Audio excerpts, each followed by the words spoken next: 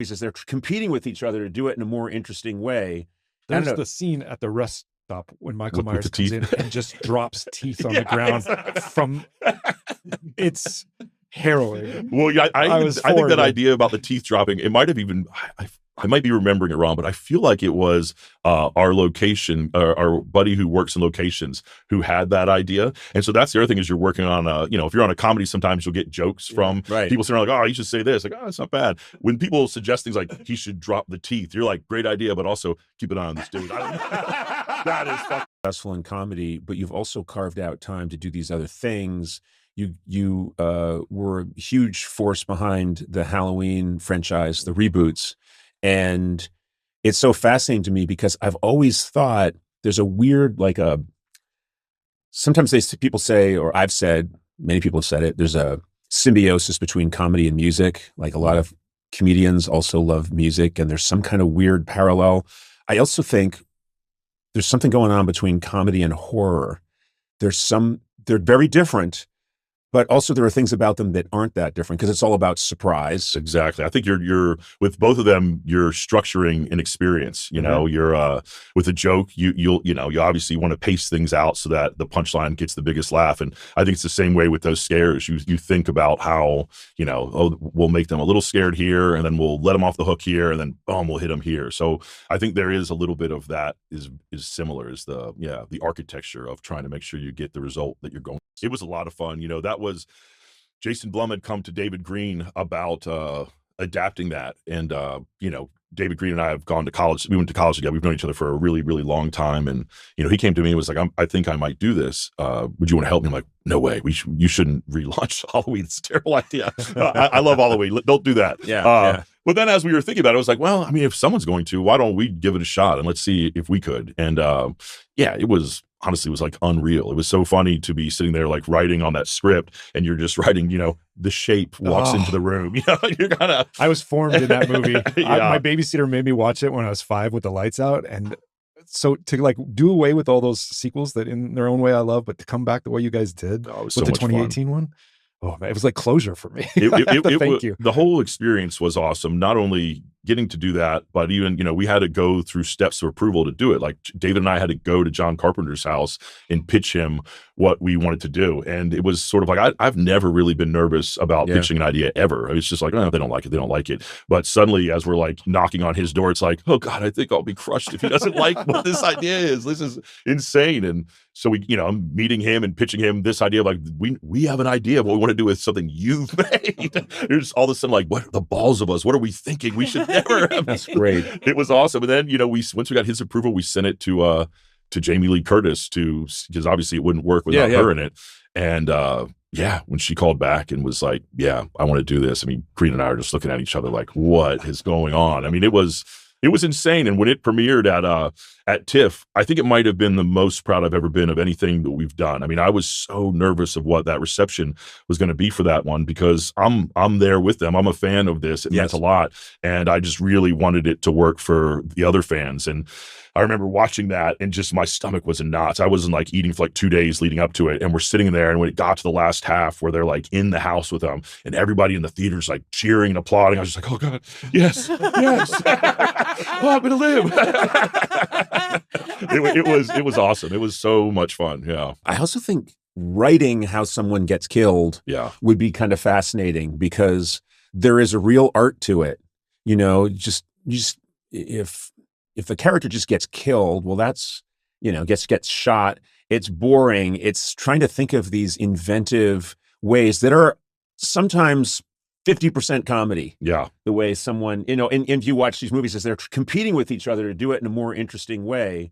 There's the scene at the rest stop when Michael Myers comes in and just drops teeth on the ground from it's harrowing. Well, I think that idea about the teeth dropping, it might have even, I might be remembering it wrong, but I feel like it was our location, our buddy who works in locations who had that idea. And so that's the other thing is you're working on if you're on a comedy, sometimes you'll get jokes from people saying like, oh, you should say this. Like, oh, it's not bad. When people suggest things like he should drop the teeth, you're like, great idea, but also keep an eye on this dude. That is fucked up. Yeah. Where'd you come up with that idea? Sometime. I don't know. I don't want to talk about it. I mean, I want to take the credit, but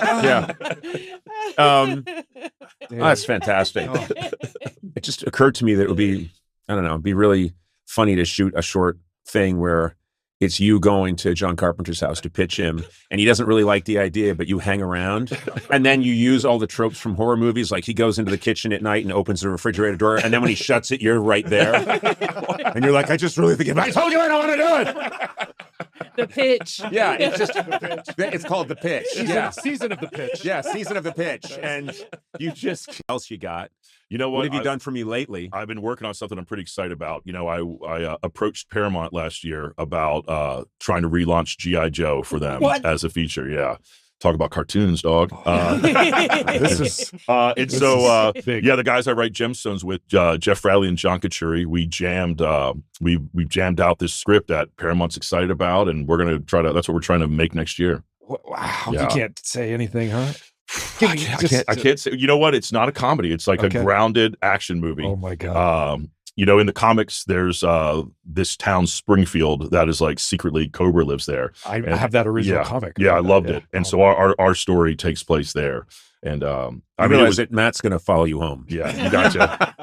Make sure you watch the gate close behind you when you get home, but don't just assume that no one's walking in after you. But don't worry, I'll be dressed like Duke from G.I. Joe. Yeah, you're going to go to shut the refrigerator tonight.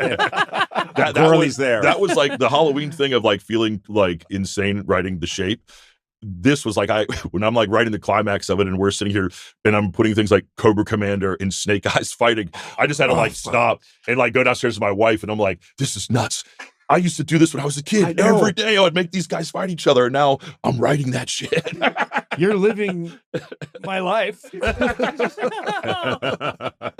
I'm so excited. Wow. Tears of blood from Matt Gorley. Yeah. I have to ask you about Walton Goggins because, you know, I know him a bit, and he's been here. He's just a fascinating creature. He really is. I mean, you must have, the second you saw him do anything, thought like, oh, I got to know that guy. 100%. Because he's like Walton Goggins is a character you would create. I mean, the person Walton Goggins. Yeah. The universe pushed us together. Yeah. I love him so much. He's one of my best friends. And I mean, since the very first time we worked together in Vice Principals, him and I have just had such a fast friendship. And, you know, we took our families to Greece together last year, and just hilarious. He's just so funny and so good. He was here to do the podcast. I don't know if you remember this, but he got here a little bit early, and then one of his people said, Walton's very tired. He's going to take a power nap for 5 minutes. And he went into that little office where you were sitting, that little green room with the couches and the sliding door that goes outside. And I walk by, and he's asleep on the couch, but he looked like Dracula sleeping in his casket. He was like this, and his eyes were closed, and he slept really hard for exactly 5 minutes. Wow. And then came in here, and he gave us a full blast of the Goggins. I love it. He gave us full Goggins. Full metal Goggins. Full metal Goggins, yeah. When we went to Greece last year, it's like, you know, I mean, he's a force, and it was awesome walking around Greece. Everyone recognized him. He had such a stellar year with White Lotus, and everyone was coming up, and Walton was dressed for it. I mean, we would go out, and Walton is like in full white linens. And then, you know, I'm there with my kids. They're wearing like Crocs, you know. Yeah. We'll take the photo for you. We go to these beach clubs, and like everyone in his family are just like finely dressed and just look like they're off a magazine. I just got my little redneck kids and me sitting here with bad suntans. So he's like Aristotle Onassis and Jackie Onassis walking around Greece off the yacht. Yeah. And then you guys... I'm like, you know, Randy Quaid and, you know, Vacation, just like, wait for me. You're like, I'm going to get them Duke boys. I wish I could have... Again, I would just want to shoot that.